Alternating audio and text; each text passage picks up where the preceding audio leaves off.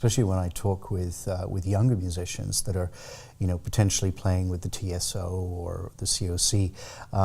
They'll do the standards, the Beethoven, the Mozart, but they're all still very intrigued and fascinated by contemporary classical or whatever, genre within a genre, that they can get their hands on. Yeah, for sure. Although I think maybe what has changed though is for a long time, even people, doing new music where you might be dealing with incredible timbral colors or harmonic dissonances and, tuning schemes.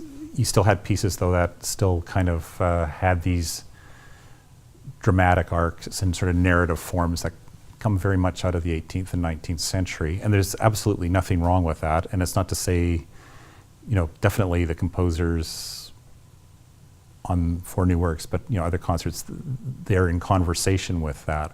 But I think the big thing is that that kind of form that comes out of a European narrative conceit, composers who are wondering how to make a musical event happen aren't assuming that you have to do that when you're composing, that you can be dealing with no change, a certain kind of flatness, a certain kind of extreme detail within continuities, that there's a whole lot of other ways of thinking about time and material that come from other places than an upper class European history. Mm-hmm.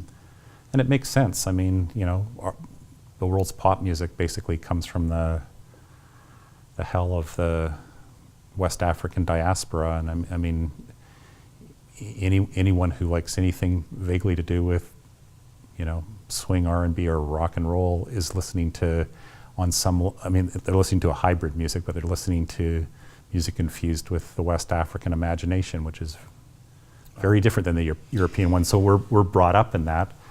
And then I think there's now those speculative experimental musics that are, and this is nothing new. I mean, this, the so-called minimalists have been doing this, but it's becoming much broader how musicians are drawing on these various cultural histories, I think.